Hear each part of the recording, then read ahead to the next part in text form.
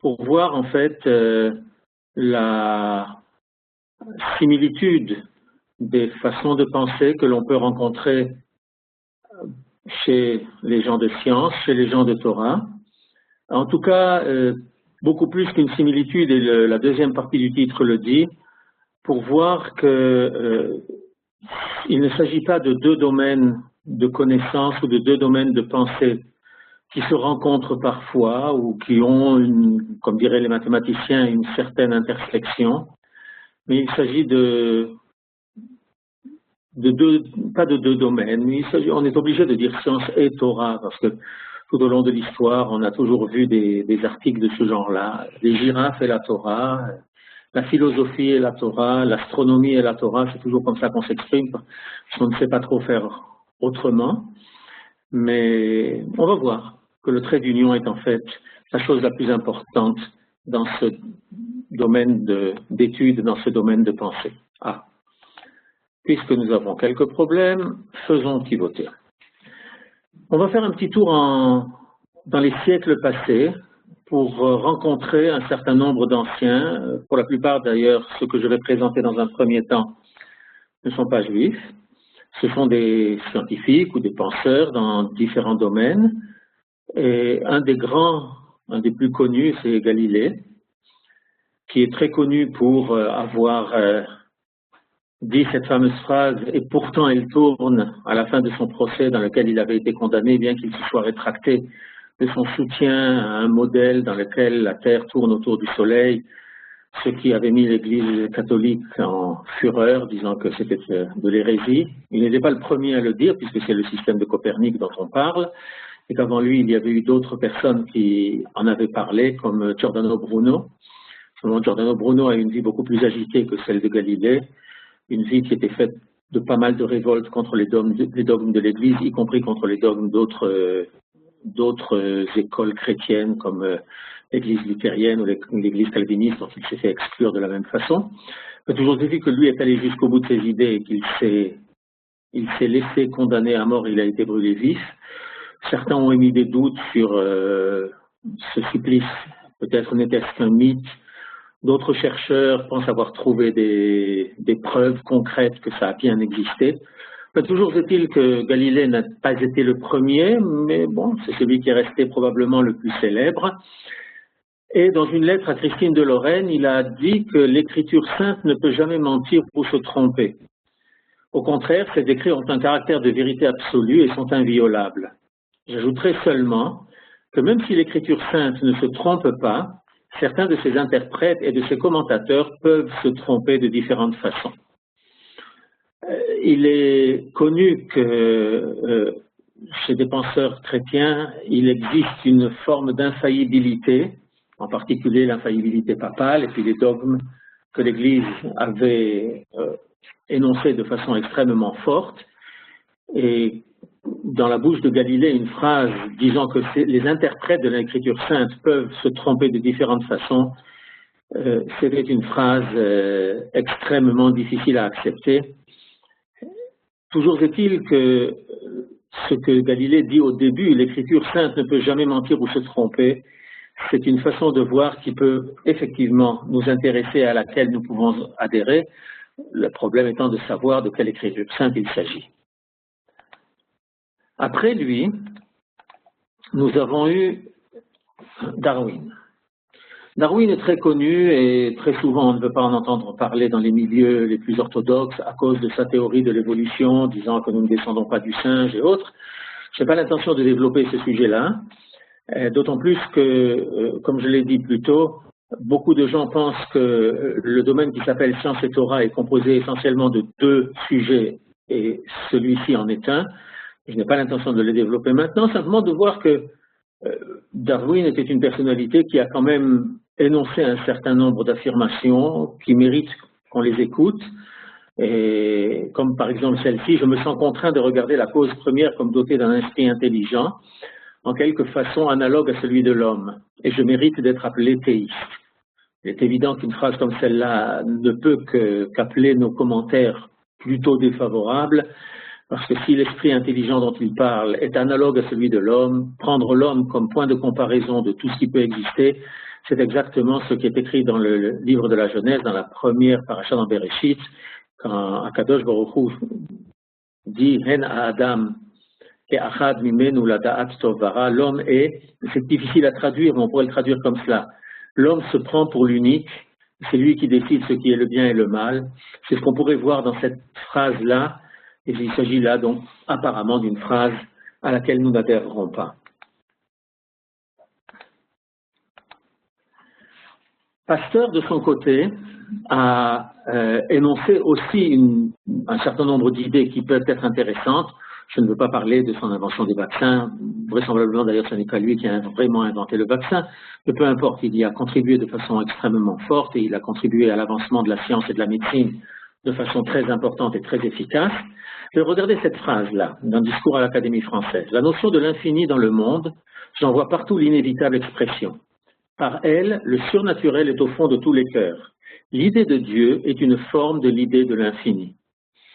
Bon, de nouveau, une phrase qui appelle notre attention, qui attire notre attention. Peu de gens ont, au long de l'histoire, parlé de l'infini. On en a parlé très longuement chez Aristote, mais après, peu de gens en parlaient. Chez nos Mekoubalim, chez les kabbalistes, quand on parle de Dieu, on en parle comme à Ensof Baruchu. C'est l'infini. Il est l'infini. Et par comparaison, entre guillemets, tout ce qui a été créé est automatiquement fini. Le Maharal développe cette idée-là de façon extensive. Toujours est-il que des scientifiques en général n'aiment pas parler de l'infini. La physique n'aime pas l'infini. Et c'est un des problèmes qu'ont certains cosmologistes avec la fameuse théorie du Big Bang, parce que au moment initial, à ce fameux instant, s'il avait existé du Big Bang, un nombre considérable de variables est infini. Or, la physique ne supporte pas l'infini, elle cherche un moyen de s'en débarrasser quand elle le rencontre, et pour elle, c'est un défaut de la théorie. Dans la pensée juive, dans la pensée de Torah, au contraire, l'infini est présent. Comme je l'ai dit, chez les kabbalistes, on la rencontre beaucoup plus que fréquemment, et ce n'est pas une idée de Dieu qui est une forme de l'idée de l'infini, mais c'est Dieu qui est appelé l'infini, béni soit-il.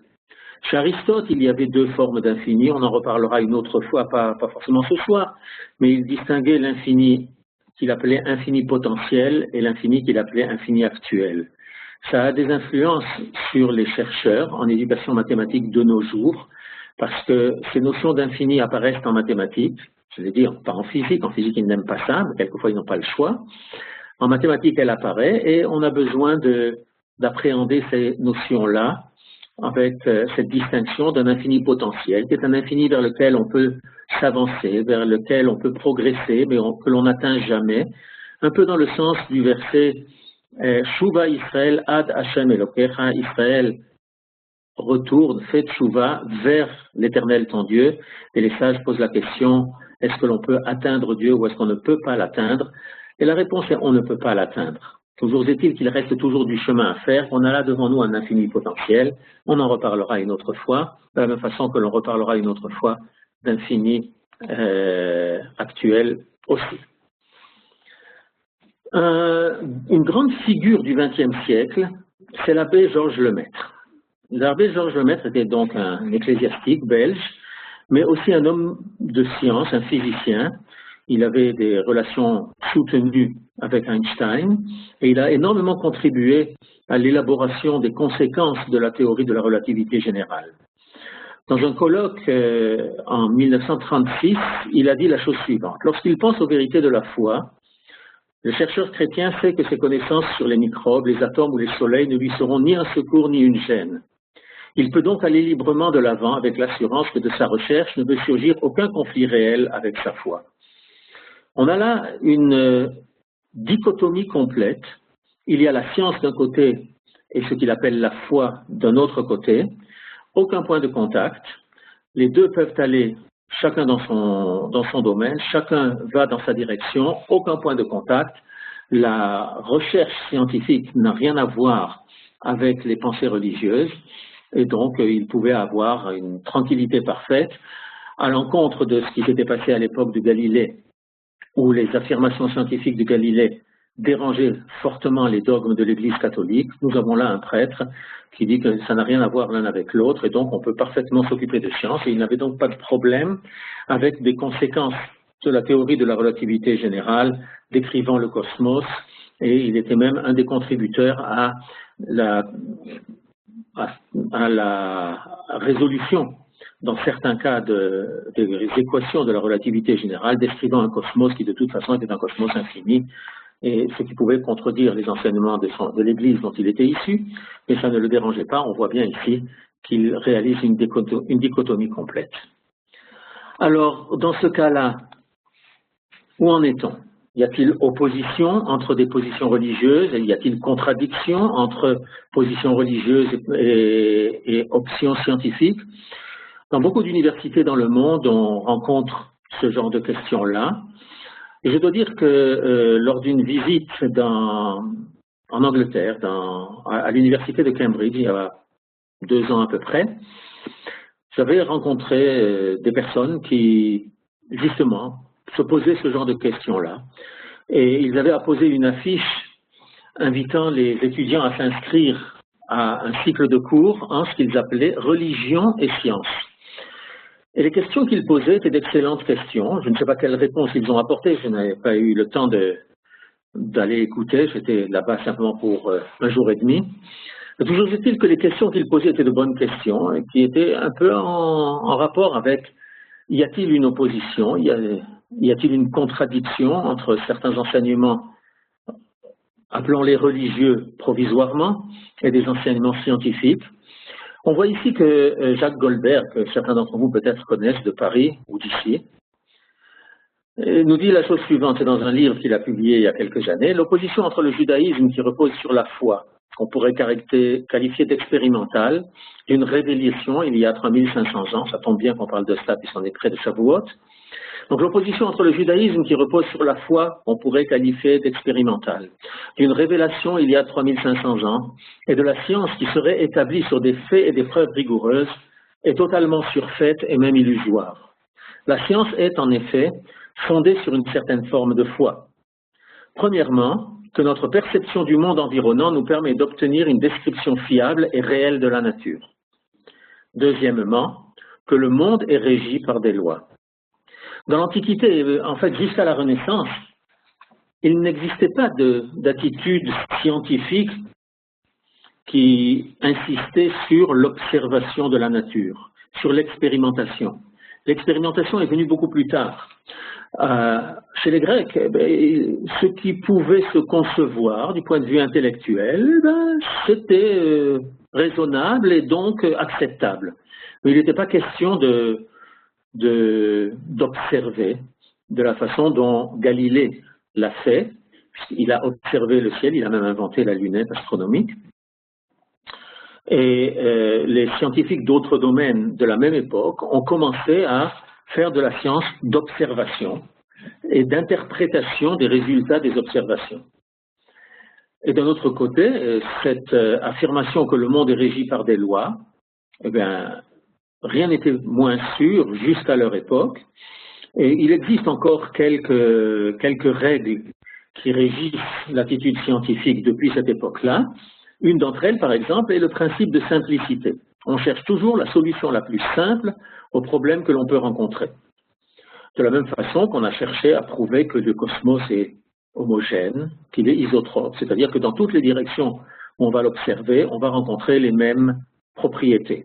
Et à quelque distance que l'on observe, on va retrouver les mêmes propriétés. La physique est affirmée comme étant identique en tout point du cosmos, peu importe à quelle distance de la Terre. Toujours est-il que ces deux affirmations-là, que notre perception du monde environnant nous permet d'obtenir une description fiable et réelle de la nature, et que le monde est régi par des lois, eh bien Jacques Goldberg nous dit que ces deux affirmations ne peuvent être ni prouvées ni démontrées. Le fait d'avoir des affirmations qui ne peuvent être ni prouvées ni démontrées, ni contredites d'ailleurs, est quelque chose que l'on rencontrera plus tard. Essayons d'avancer un petit peu. Le Rav Tzvi Yehuda, dans ce qu'on appelle Sichot, En français, on traduirait ça par ces conversations, mais il s'agissait de cours, ce sont des enseignements qui ont fait l'objet après de publications sous forme de brochures, et certaines d'entre elles ont été réunies en livres quand elles concernaient des sujets voisins ou identiques. Dans une de ces sirotes, la numéro 2 dans cette série de brochures, dit la chose suivante. Parfois, il semble qu'il y a des contradictions, mais en réalité, il n'y en a pas. Tout d'abord, il faut vérifier si ce qu'on affirme au nom de la science est véritablement de la science. Tout ce que raconte le professeur de physique en classe de seconde n'est pas forcément de la science. Très peu de sujets scientifiques semblant contredire la Torah, faites bien attention, il dit bien semblant contredire la Torah, proviennent de sources scientifiques importantes. Très peu de sujets.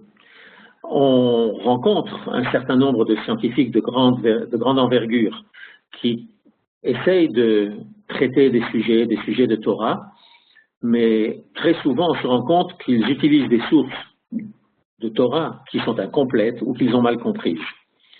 Ils n'ont pas forcément de relation avec la Torah, ce sont très souvent des scientifiques non juifs, mais ils s'intéressent donc à ces questions qui nous concernent au premier chef.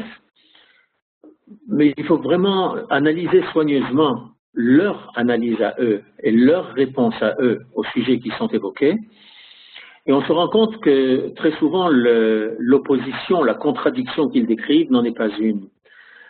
Certaines personnes diront que tout simplement la Torah et la science ne s'occupant pas du tout de la même chose, il n'y a pas de raison qu'il y ait de contradiction. Certains vous diront, eh bien, la Torah s'occupe de l'homme, pas de l'homme au sens biologique du terme, pas au sens médical, mais au sens extrêmement élevé dans les mondes supérieurs, alors que la science s'occupe d'autre chose.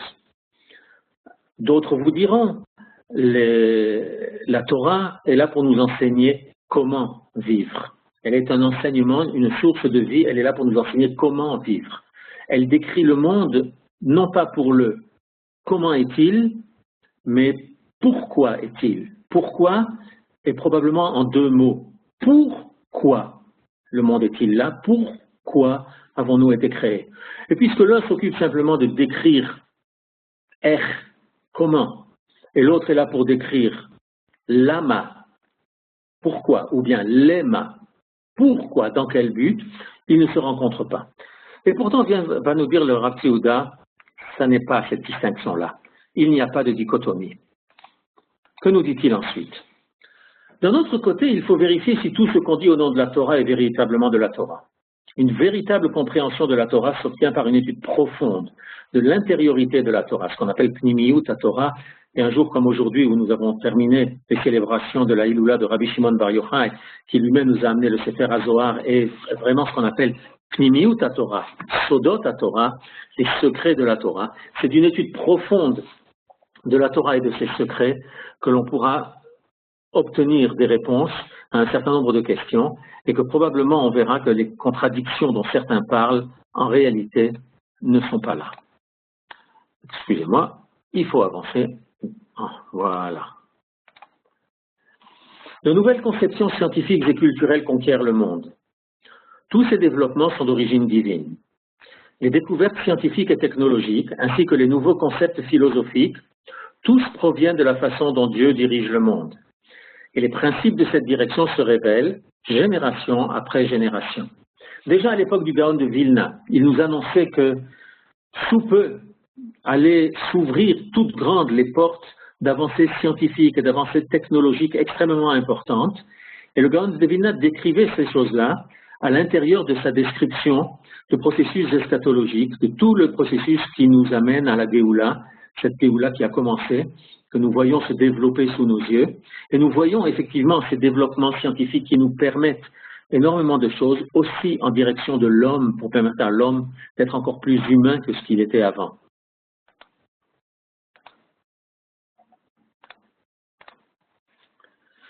Et voilà, une citation qui provient du Zohar, de Rabbi Shimon Bar Yochai, et sur laquelle le Gaon de Vilna avait beaucoup bâti. En l'an 5600, donc il y a un peu plus de 1760 ans, en l'an 5600 s'ouvriront les portes de la connaissance dans le monde. Connaissance de Torah et ce qu'il est appelé connaissance profane. Vous avez remarqué, j'ai mis le mot profane entre guillemets. Parce qu'on verra que connaissance de Torah et connaissance profane, en fait, procèdent de la même connaissance qui provient de toute façon de Dieu. Et ça n'est pas pour rien que, à la fin du traité de Brachot, dans le Talmud, déjà dans la Mishnah, on nous enseigne quelles sont les bénédictions que l'on récite lorsque l'on voit un grand savant, et peu importe si c'est un savant juif ou un savant non juif. En l'an 5600 s'ouvriront les portes de la connaissance dans le monde, connaissance de Torah et connaissance profane. Depuis, de grands changements ont eu lieu dans le monde en général et dans le monde juif en particulier. Il s'agit de changements dans les modes de pensée.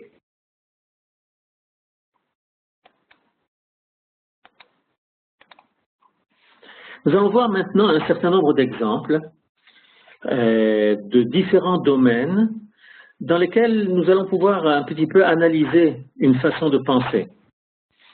La première chose que nous allons voir, c'est la question qui s'appelle la stabilité.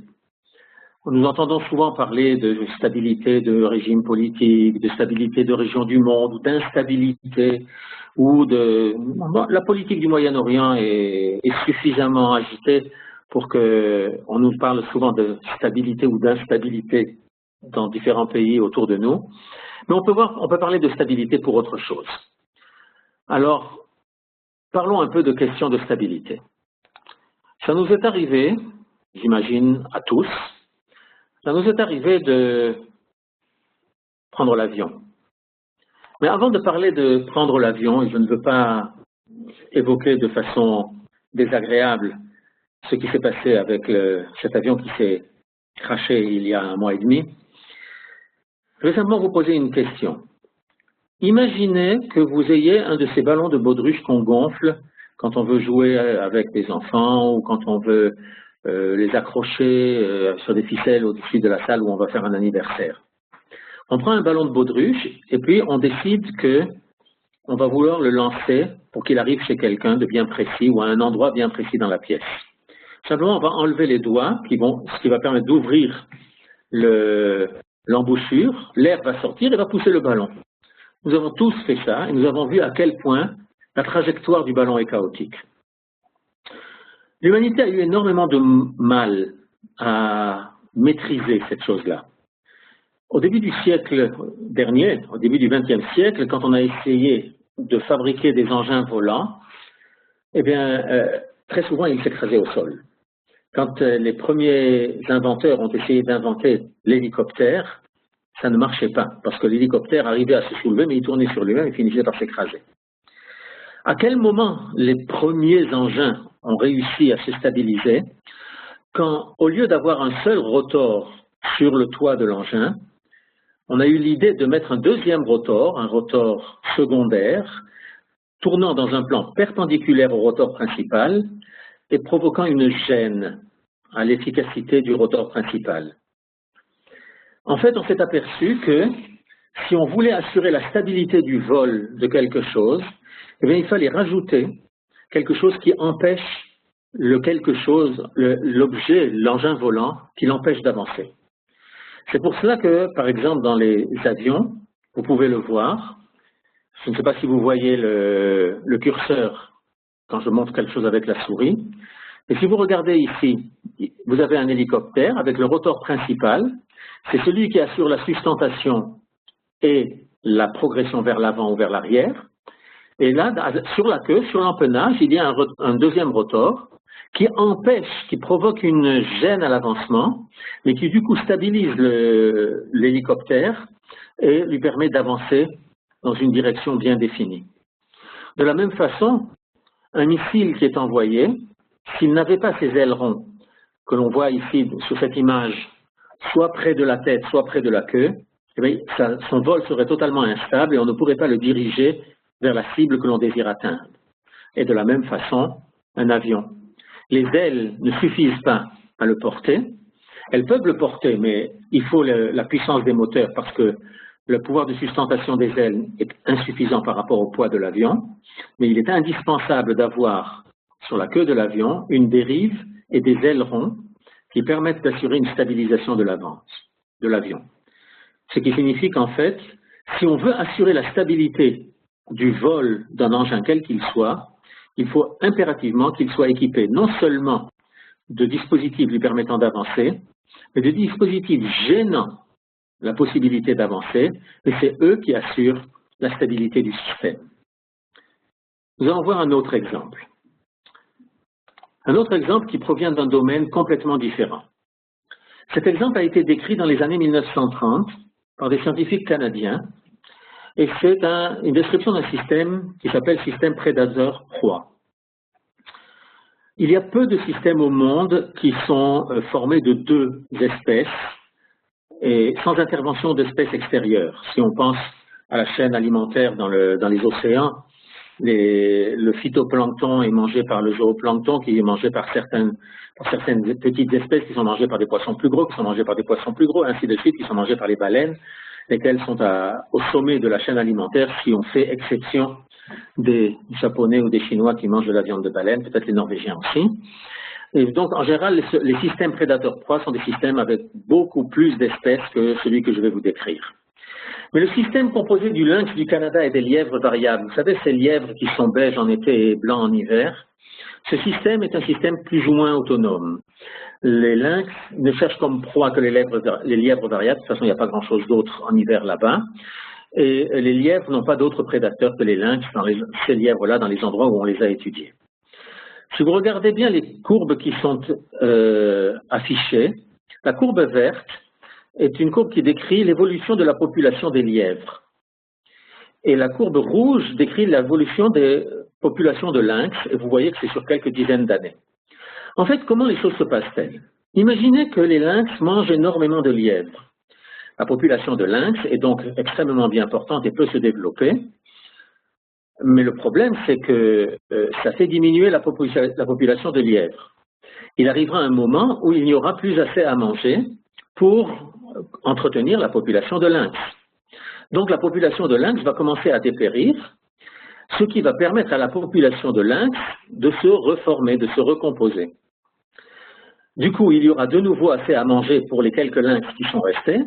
Ils vont donc de nouveau pouvoir manger plus qu'à leur faim, et la population de lynx pourra se reformer elle aussi au détriment de la population de lièvres.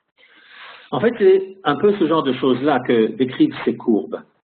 En vert, la population de lièvres passe par des minimums à certains moments, par des maximums à d'autres moments. Le prélèvement opéré par les hommes sur les lièvres ou sur les lynx est absolument négligeable par rapport à l'interaction entre les deux espèces qui sont là. Et ce que vous pouvez voir, c'est que de façon générale, le maximum des populations de lièvres ne correspond pas exactement à un maximum de population de lynx. Il y a un décalage.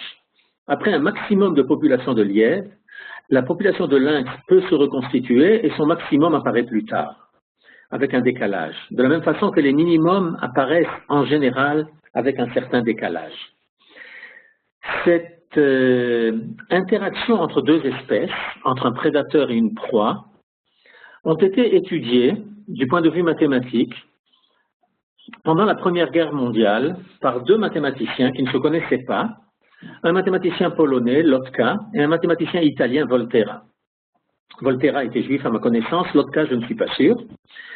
Volterra, lui, faisait une étude de la population halieutique dans la mer Adriatique.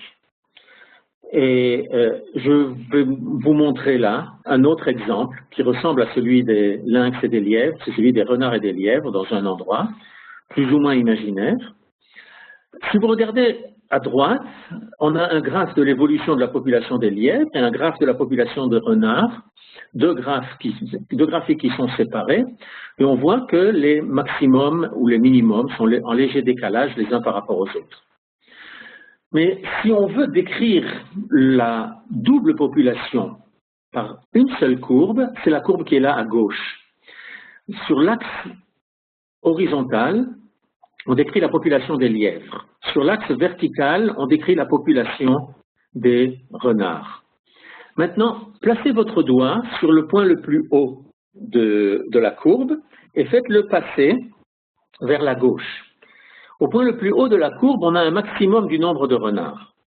Et quand on s'en va vers la gauche, le nombre de renards va diminuer. En fait, le nombre de lièvres aussi, mais parce qu'il y a eu trop de mortalité due à la consommation effrénée des renards. Et on va finir par arriver à un point sur le côté gauche avec un minimum de lièvres. Et à partir de ce moment-là, comme le nombre de renards lui aussi est très faible, la population de lièvres va pouvoir se reconstituer. Si je continue à descendre le long de la courbe, on va se retrouver au point le plus bas de la courbe avec un minimum de renards et un nombre de lièvres qui va recommencer à augmenter. En fait, si la population de départ était suffisamment bien choisie, avec des phénomènes cycliques, on va comme ça entretenir les deux populations. La population de lièvres, si elle était là sans aucun renard, finirait par manger toute la végétation et par mourir de faim parce qu'il n'y aurait plus rien à manger. Il est donc important qu'il y ait des renards, mais qu'il n'y en ait pas trop. S'il y a trop de renards, ils anéantiront la population de lièvres et après eux-mêmes mourront de faim parce qu'il n'y aura plus rien à manger. Alors que s'il y a un nombre raisonnable, une proportion raisonnable de renards et de lièvres, eh bien cette double population, en fait, s'entretient. La présence d'un prédateur est la raison pour laquelle la pérennité de la présence des lièvres est assurée. Incroyable, hein? Eh bien, on rencontre ce genre de choses-là dans d'autres domaines. La Gemara dans Masechet Kiddushin nous dit, Akadosh Baruch Hu amar lahem le Israël. Dieu dit à Israël, Banaï, barati yetzer hara, barati lo Torah tavlin. J'ai créé le mauvais penchant, mais j'ai créé la Torah comme son antidote. Occupez-vous de Torah, et vous ne serez pas entre les mains du mauvais penchant. Ça, c'est une façon de voir dans laquelle, en réalité, le mauvais penchant est ce qui fait avancer dans la mauvaise direction, et donc on est extrêmement satisfait que la Torah soit là pour nous empêcher d'aller dans cette mauvaise direction, pour nous apprendre à aller dans la bonne. Oui, ça ne correspond donc pas franchement à ce que j'ai dit avant. Il n'est pas question d'une proie et d'un prédateur, puisque dans les descriptions que je donnais avant, c'est en fait l'aileron qui gêne l'avance de l'avion qui le stabilise, et c'est les renards qui dévorent les lièvres qui en fait assurent la pérennité de la population de lièvres. Eh bien, on va rencontrer cela aussi en matière de Torah, quand on va voir « Ve'ahavta et Hashem Elohecha bechol levavecha » tu aimeras l'Éternel ton Dieu de tout ton cœur. Cœur, ça peut se dire lève, mais ça peut aussi se dire levav. Levav avec deux bêtes. Et c'est là que les Chachamim nous disent avec les deux parties de ton cœur, avec tes deux instincts, avec tes deux penchants, celui qui t'emmène à faire le bien et celui qui t'emmène à faire moins bien, mais simplement il y a un équilibre à trouver entre les fonctions des deux. Et nos sages nous racontent dans la Gemara qu'à l'époque, au début de l'époque du deuxième temple, ils ont voulu faire quelque chose pour annuler le Yetzer Hara Shel Avodah Zara, d'annuler l'instinct de l'idolâtrie. Ils ont réussi à le faire. Ne me demandez pas comment, c'est un long travail d'enseignement, d'éducation, mais ils ont réussi. Le problème est que, au même moment, on a perdu autre chose. On a perdu la possibilité de la prophétie. Il y a eu quelque chose qui s'est opposé à aller dans la mauvaise direction, mais on a quand même perdu quelque chose. En fait, et c'est ce que nous raconte la Gemara dans une conversation qui a eu lieu entre Rav Ashi et le roi Ménaché, il s'est passé quelque chose et cet instinct d'idolâtrie, en fait, n'était pas un instinct d'idolâtrie pour l'idolâtrie. Et quand Rav Ashi a demandé à Ménaché, mais comment ça se fait que vous étiez idolâtre?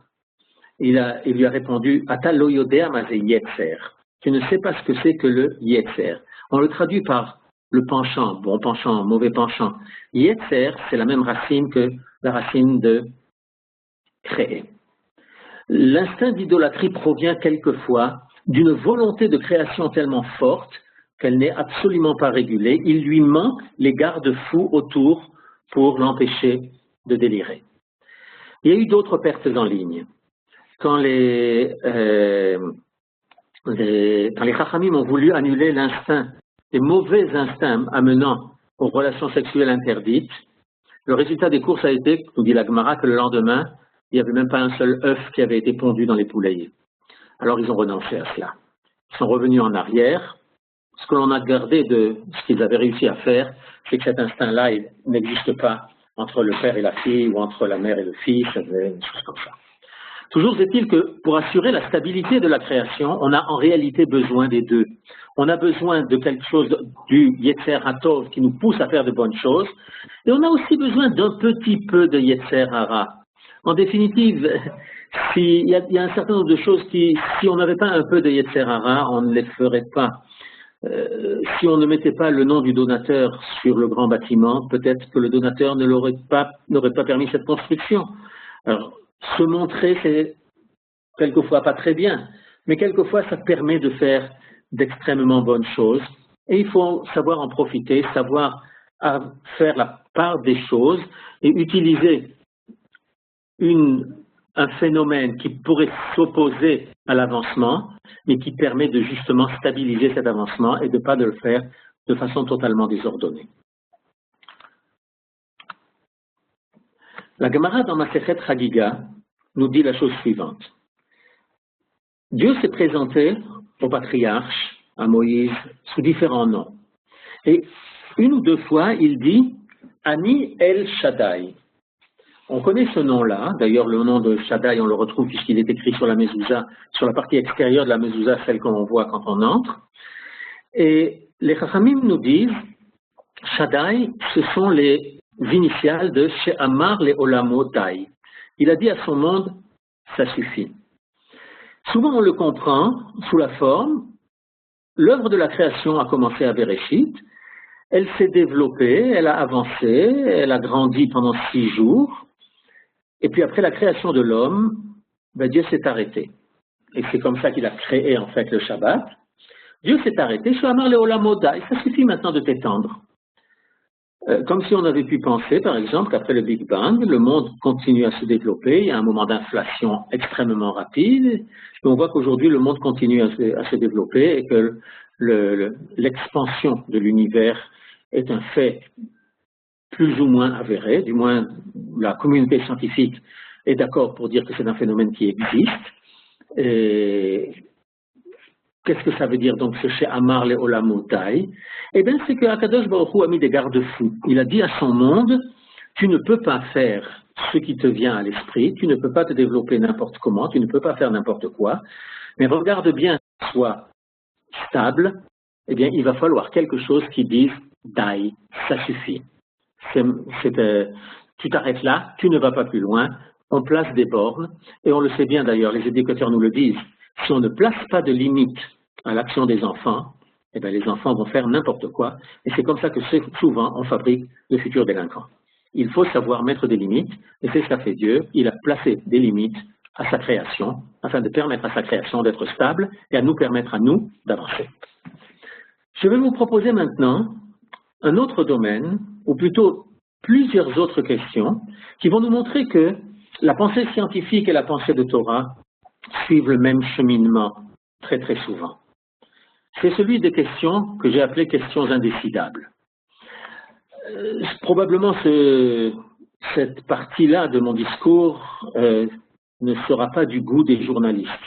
Parce qu'un journaliste qui interviewe un politicien a souvent comme question à la bouche, et alors quelle est ta solution?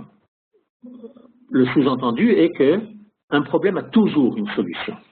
Or, on va voir qu'il existe des problèmes qui n'ont pas forcément de solution, et quand on a besoin de faire quelque chose de façon concrète, eh ben, on a un problème. À la fin de la Haggadah de Pessah, il y a un chant, en général dans les Haggadot Ashkenaz, dans certaines Haggadot Sfarad aussi, mais pas dans toutes, il y a un chant dont le dernier couplet cite un verset des prophètes d'une façon un peu différente, parce qu'il faut respecter le chant et les rimes. Karev yom asher lo yom velo laila. Approche le jour qui ne sera ni jour ni nuit. Quand y a-t-il un moment qui peut être ni jour ni nuit? Eh bien, c'est à l'aube ou bien au crépuscule. Quand je dis que c'est un moment qui n'est ni jour ni nuit, je veux faire référence à des questions de halakha. Par exemple, la fameuse question, si un garçon naît vendredi soir, justement au crépuscule, entre le moment où le soleil s'est couché et le moment où il fait nuit noire, où les étoiles sont là. Si ce moment est vendredi, alors la Brit Mila devra avoir lieu le vendredi d'après.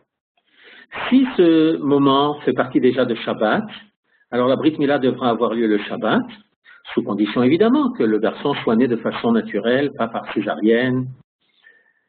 Mais si on a un doute, il est hors de question de profaner le Shabbat pour faire une Brit Mila, parce que c'est une Mila qui n'est pas en son temps. C'est donc bien profaner le Shabbat. Si vraiment le 8e jour c'est Shabbat, il n'y a pas de discussion possible, on fera la Mila le Shabbat. Mais sinon, non. D'où un problème. Or, ce moment qui s'appelle Ben Hashmashot, entre deux soleils, ce moment de Ben Hashmashot n'est ni jour ni nuit. Il y a un peu de ceci, un peu de cela, et on n'a aucune possibilité de pouvoir décider. Que fait-on pour ce garçon? Je vous suggère de poser la question à votre rabbin habituel. Et puis on rencontre une expérience de pensée qui a été proposée par un des grands théoriciens de la théorie quantique, de la physique quantique, et c'est l'expérience de pensée dite du chat de Schrödinger. Imaginez qu'une boîte est totalement fermée, vous ne pouvez pas voir ce qui se passe à l'intérieur. À l'intérieur de la boîte, il y a un chat. Il y a aussi un dispositif qui contient une capsule de poison et un marteau qui peut se libérer et fracasser la capsule de poison. Si le marteau est libéré et que la capsule de poison est cassée, le poison sort et tue le chat. Vous êtes incapable de voir à l'intérieur de la boîte, donc vous ne savez pas si le chat est mort ou vivant. Et un des principes fondamentaux qui a été énoncé par Schrödinger dans cette expérience-là, c'est de dire qu'en physique quantique, il y a des cas dans lesquels on ne peut pas savoir si une chose s'est passée ou son contraire. On ne peut pas savoir si le chat est mort ou si le chat est vivant. La seule façon dont on puisse agir afin de le savoir, c'est d'ouvrir la boîte. À partir du moment où on ouvre la boîte, on a changé les conditions d'expérience. Schrödinger nous dit, le simple fait d'observer une expérience a déjà une influence sur l'expérience. Ça n'est plus la même. Et on se retrouve donc ici avec une autre expérience pour laquelle on peut donner une réponse, mais dans le cas de la boîte complètement fermée et du chat et du dispositif qui est à l'intérieur, eh bien on a une situation totalement indécidable. Et si on doit, à partir de cette situation-là, prendre des décisions sur la suite des opérations, eh bien on est obligé de prendre une décision qui prend en compte les deux possibilités. Où rencontre-t-on ce genre de cas? Eh bien, on le rencontre par exemple au Beth Amikdash, quand on va apporter l'encens. Tous les matins, un Kohen doit apporter l'encens. Pour cela, il doit prendre de l'encens dans un certain récipient où il a été préparé, et il doit le prendre, vous le voyez sur le croquis supérieur, il doit le prendre avec les 3 doigts intérieurs de sa main, et quand il passe la main dans le bocal d'encens et referme les 3 doigts comme cela, il doit mettre l'encens à l'intérieur ici. Ce qui a été pris à l'intérieur, c'est ce qui est kadosh et qui va être apporté sur l'autel de l'encens, où vous pouvez voir le dessin du Machon Amikdash en bas. Ce qui est totalement à l'extérieur n'a aucun caractère de sainteté, on peut le remettre dans le bocal, et puis c'est tout. Et la Gemara de poser la question, mais que fait-on avec ce qui est pris entre les doigts et qui peut peut-être apparaître un petit peu à l'extérieur? Réponse, on n'en sait rien. Il n'y a pas de réponse. On ne peut pas décider. C'est ce que dans la Gemara est décrit par le mot teiku. Teiku qui veut dire en araméen, le problème reste debout. Le problème reste entier, on ne sait pas. Alors, on ne peut pas décider si ce qui est coincé entre les doigts va être sain et apporté sur l'autel ou pas et rester dans le bocal. Alors que fait-on? Il faut bien une solution concrète au problème. Eh bien, on essaie de se débrouiller pour prendre un Kohen un peu grassouillé. De cette façon-là, il n'y a pas d'interstice entre ses doigts. Il y a toujours des solutions concrètes. Et du point de vue de la pensée, vous avez vu, nous nous sommes retrouvés avec une situation dans laquelle la théorie ne suffit pas pour pouvoir donner une réponse. Et on a rencontré cela en mathématiques avec le mathématicien, logicien allemand Kurt Gödel, qui a démontré un théorème d'incomplétude. Et dans son théorème, il affirme que toute théorie mathématique, si complète soit-elle, si bien équilibrée soit-elle, elle comporte toujours des énoncés qu'il est impossible d'affirmer, plutôt, disons, de démontrer, et il est impossible aussi de les infirmer. Il existe des énoncés dont nous pouvons nous convaincre qu'ils sont exacts, qu'ils sont précis, mais nous sommes incapables de les démontrer, et non seulement nous en sommes incapables parce que nous ne pouvons pas, mais il est impossible de les démontrer, et il y a des énoncés pour lesquels on peut prouver qu'ils sont non démontrables. Ils sont non démontrables et impossibles à contredire. Donc des solutions, des situations dans lesquelles, exactement comme dans la situation de l'encens entre les doigts du Cohen, de la même façon que la situation de Ben Hashmashot, il est impossible de décider si c'est comme ceci ou comme cela. La Torah et la science nous accompagnent dans le même cheminement de pensée et nous habituent à penser et à raisonner sur des problèmes qui sont assez similaires. Et on va rencontrer cela dans d'autres domaines, comme par exemple la médecine. En médecine, un problème très classique qui a donné des maux de tête terribles au rabbinat ici, dans des négociations très poussées et très longues avec le personnel médical des hôpitaux, les directions d'hôpitaux et autres, c'était en fait de pouvoir décider du moment de la mort. Et c'est très important de pouvoir décider du moment de la mort. Le patient est-il mort ou vivant? Et là, on n'est pas dans le cas du chat, où c'est un cas théorique, c'est un problème qui se pose, parce que les cas de prélèvement d'organes nécessitent d'être sûr que la personne ne vit plus, parce que si on prélève un organe sur une personne qui vit encore, eh ben on est un assassin. Il est hors de question de transformer les médecins en assassins. Il faut donc avoir des critères extrêmement précis du moment de la mort. Et les discussions entre les rabbinim ont été très nombreuses, très agitées. Le Rav Moshe Feinstein, au début de sa carrière et à la fin de sa vie, a finalement donné des psakim qui étaient différents. Bon, une décision a finalement été prise, une façon de faire a été décidée ici en Israël et dans les hôpitaux israéliens. On applique les choses avec une commission qui permet de décider si oui ou sinon on prélève les organes. Il existe d'autres domaines dans lesquels la Torah et la science vont ensemble, et c'est par exemple un domaine de Torah et technologie. Là, c'est une autre façon de concevoir le travail commun Torah-science. Dans les cas précédents, c'était pour pouvoir prendre une décision très particulière dans un problème précis.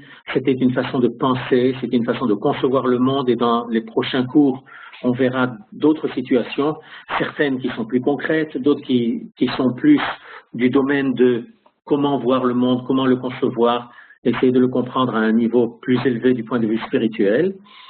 Mais là, on a quelquefois des problèmes extrêmement concrets, et la technologie vient souvent à l'aide des hommes pour leur permettre de réaliser un certain nombre de choses tout en respectant les commandements de la Torah. Israël est entouré d'une barrière de sécurité qui a fait bondir le monde entier, qui les fait hurler en oubliant complètement les barrières de sécurité existant à d'autres endroits, dont par exemple au Canada ou aux États-Unis avec le Mexique, ou au Canada c'est à l'intérieur, oui, ou à d'autres endroits dans différents pays du monde.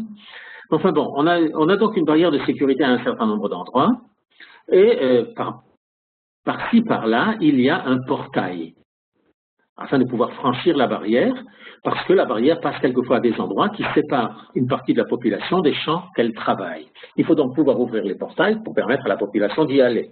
Il y a d'autres raisons pour ouvrir les portails, mais enfin, celle que je donne, c'est pour permettre à une population non juive d'aller travailler ses champs, même quand ils veulent y aller le Shabbat. Comment fait-on pour ouvrir le portail, sachant que les dispositifs sont des dispositifs électriques et électroniques? Eh bien, il existe un institut en Israël qui a trouvé des solutions technologiques pour permettre cette chose-là.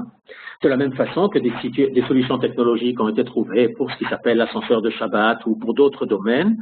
Pour certains cas, ce sont des domaines médicaux, de nouveau, dans lesquels on a besoin de faire un certain nombre d'actes médicaux. Il est évident que si c'est un acte médical nécessaire pour quelqu'un qui est en danger, on va le faire, on va mettre le bloc opératoire en fonction, on va faire tous les actes médicaux nécessaires, mais quelquefois, on peut s'y prendre autrement. Et c'est pour cela que l'on a trouvé des systèmes. Par exemple, l'affiche que vous avez là sur le côté droit est une affiche qui a été placardée dans un certain département, dans un hôpital, pour expliquer comment utiliser le stylo de Shabbat. Le même institut a inventé un stylo pour lequel le médecin qui l'utilise ne transgresse pas l'interdiction d'écrire pendant Shabbat. Je ne vous le décrirai pas maintenant, mais bon, une solution technologique a été trouvée. Un téléphone de Shabbat pour le médecin chez lui, de façon à ce qu'il puisse savoir si la conversation est effectivement un appel d'urgence ou si c'est tout simplement quelqu'un qui s'est trompé ou quelque chose qui n'en vaut pas la peine et pour lequel on ne va pas transgresser Shabbat. Ou bien, un enfant qui a besoin d'une inhalation à heure fixe. Eh bien, on a des moyens technologiques simples pour faire ça, en mettant l'inhalateur sur minuterie. La même minuterie que vous utilisez pour avoir de la lumière ou pour avoir du chauffage, eh bien, on peut les utiliser. Et là, des technologies, quelquefois simples, quelquefois compliquées, mais la technologie vient à l'aide de la conscience halachique que les gens doivent avoir. Il y a tout un tas d'autres domaines dans lesquels on a cette symbiose de Torah et de science que les gens conçoivent comme étant différents. Je vais juste vous montrer cet écran-là, et puis probablement c'est avec celui-là qu'on va s'arrêter, dans lequel on a, et on le ressent quelquefois même en langue française, une proximité des notions de santé et de sainteté. On reviendra là-dessus la prochaine fois probablement, mais cette proximité-là, tu réserveras un endroit en dehors du camp où tu puisses aller à l'écart. Tu auras aussi une béchette dans ton équipement et quand tu iras t'asseoir à l'écart, tu creuseras la terre avec cet instrument et tu en recouvriras tes déjections. C'est une question de santé publique. Il s'agit de recouvrir des choses dont la prolifération peut provoquer des maladies. Donc une question de santé publique élémentaire nous est enseignée par la Torah. Et la raison pour laquelle la Torah nous l'enseigne, elle nous le dit dans le verset qui suit, « Car l'Éternel, ton Dieu, marche au centre de ton camp pour te protéger et pour te livrer tes ennemis. Ton camp doit donc être saint. » La Torah ne nous dit pas que ton camp doit être dans un état sanitaire élevé, mais elle dit que ton camp doit être saint. Il y a un lien extrêmement fort entre santé et sainteté. Nous en parlerons une autre fois. Je préfère m'arrêter maintenant afin de vous laisser la possibilité, si vous le désirez, de poser des questions.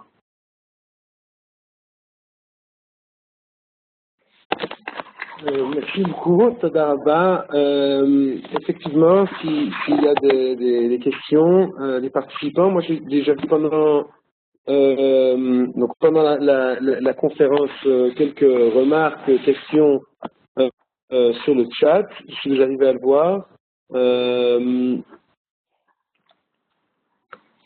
Oui. Ok, je vais lequel est premier ce qui a été écrit. Lequel est premier, Torah ou science? Si je peux me permettre une réponse un peu lapidaire, il n'y a pas de premier parce qu'il ne s'agit pas de deux choses différentes. Il s'agit de deux niveaux de la même création d'Akadosh Baruch Hu. Le Rav Yosef Dikatilia, un des grands Talmidei Chachamim d'Espagne, un grand kabbaliste, dit que entre nous et Dieu, il y a une continuité complète. Il n'y a aucune discontinuité, il n'y a pas de saut, il n'y a rien qui manque. Torah et science sont deux apparitions de la création d'Akadosh Baruch Hu. Alors, il y a des degrés de Kedusha, c'est évident. Il y a des choses qui sont à des degrés de Kedusha plus élevés et d'autres qui sont à des degrés de Kedusha moins élevés, mais l'ensemble participe de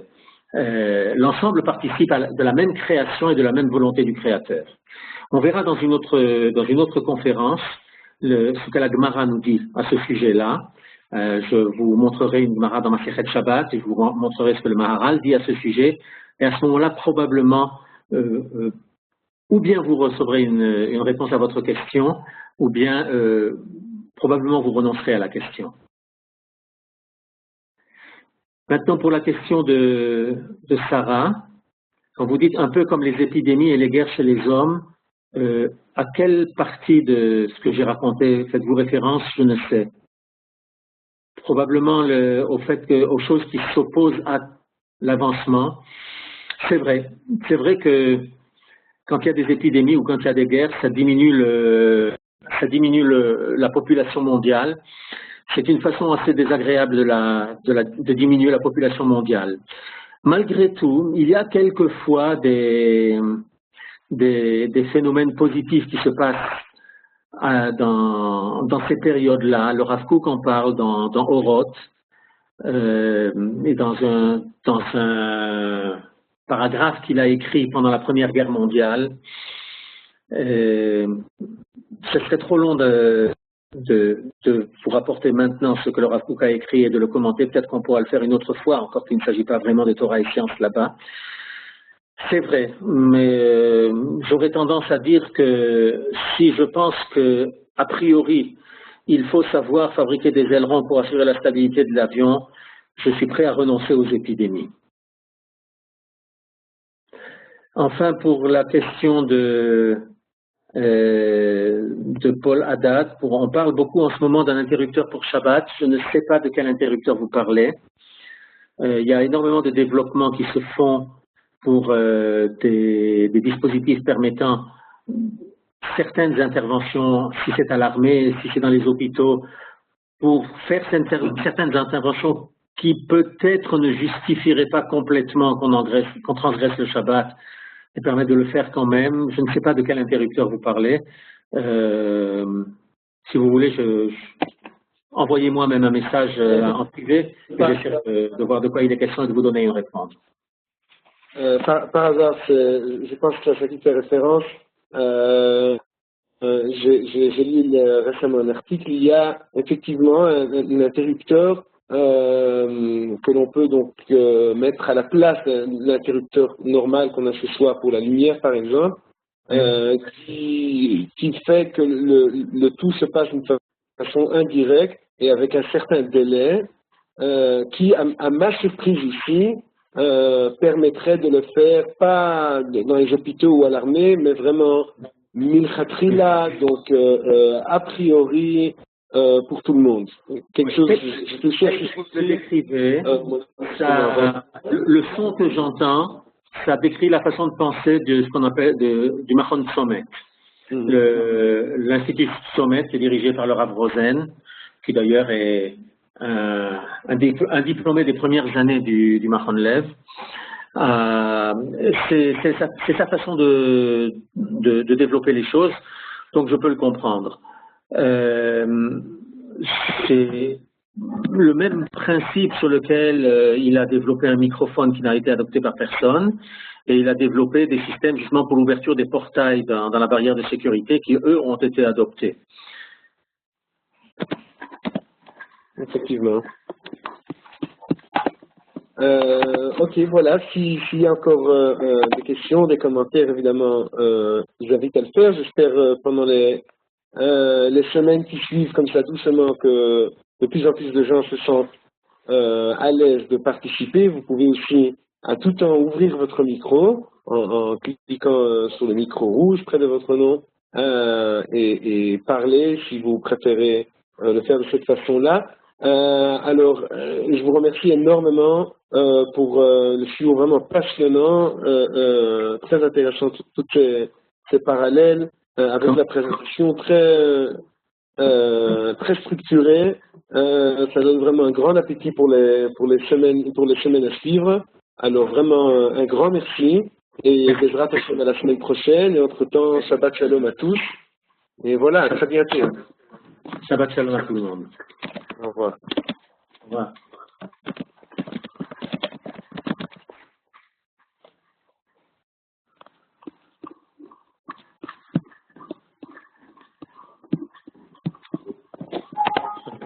Erev Tov, להתראות.